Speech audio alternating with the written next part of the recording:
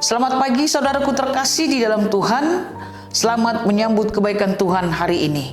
Mari kita berdoa. Kami bersyukur untuk kehidupan yang Tuhan berikan kepada kami di pagi ini. Kami akan bersama-sama dengan Tuhan menjalani hidup ini sepanjang hari ini. Di dalam nama Yesus kami telah berdoa. Amin. Saudaraku terkasih dalam Tuhan, firman Tuhan yang menyapa kita pada hari ini tertulis dalam 2 Tawarik 1 ayat 12. Demikian firman Tuhan. Maka kebijaksanaan dan pengertian itu diberikan kepadamu. Selain itu, aku berikan kepadamu kekayaan, harta benda, dan kemuliaan. Sebagaimana belum pernah ada pada raja-raja sebelum engkau, dan tidak akan ada pada raja-raja sesudah engkau. Saudara terkasih dalam Tuhan Yesus, setiap kita orang percaya pasti pernah berdoa, menyampaikan permohonan kita kepada Tuhan. Ada bermacam-macam permohonan kita. Ada yang meminta kesehatan, ada yang meminta pekerjaan, ada yang meminta perkembangan bisnis dan usahanya, ada yang meminta kelancaran hidupnya dan meminta pasangan hidup.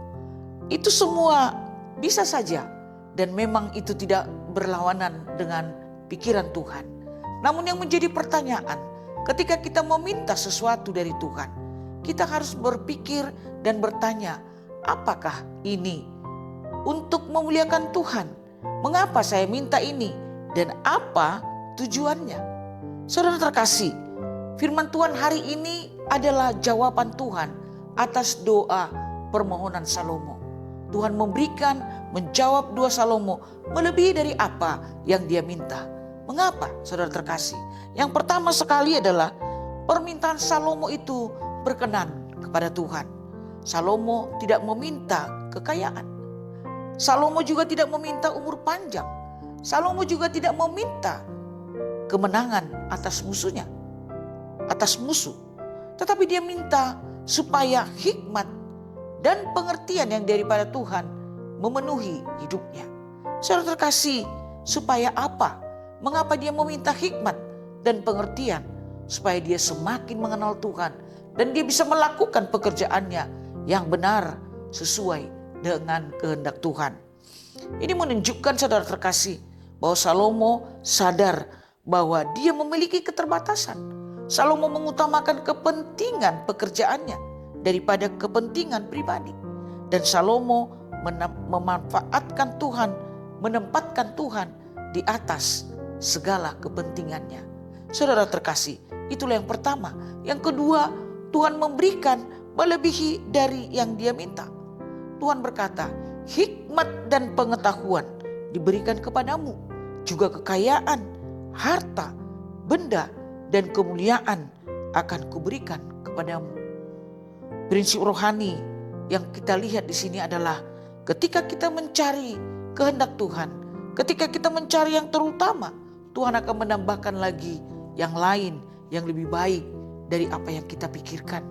Hal ini sejalan dengan Matius 3. Matius 6 ayat 33. Carilah dahulu kerajaan Allah dan kebenarannya, maka semuanya akan ditambahkan kepadamu. Yang ketiga saudara terkasih, berkat yang unik dan bertanggung jawab akan diberikan Tuhan kepada kita. Tuhan berkata, berkat yang diberikan kepada Salomo tidak pernah ada bandingannya. Ini menunjukkan bahwa Tuhan memang tahu apa yang terbaik yang harus diberikannya kepada orang-orang yang meminta kepadanya. Berkat Tuhan selalu sejalan dengan panggilan kita. Dan berkat Tuhan itu selalu bisa kita pertanggungjawabkan. Dan hikmat dan kelimpahan adalah untuk memuliakan Tuhan.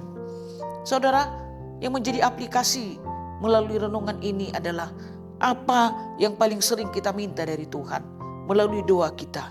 Apakah kita berpusat pada diri sendiri atau juga memahami kehendak Tuhan?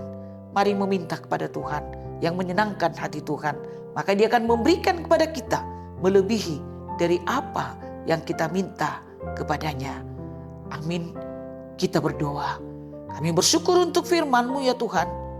Kami mengetahui bahwa Engkau sanggup dan mau memberikan jawaban atas doa-doa kami, melebihi dari apa yang kami minta kepadamu, karena Engkau mengenal kami. Ajarlah kami Tuhan untuk meminta sesuai dengan kehendak Tuhan. Di dalam nama Yesus kami telah berdoa. Amin. Kasih karunia dari Tuhan Yesus Kristus, anugerah dari Allah Bapa, dan persekutuan Roh Kudus kiranya memberkati saudara sekalian. Amin.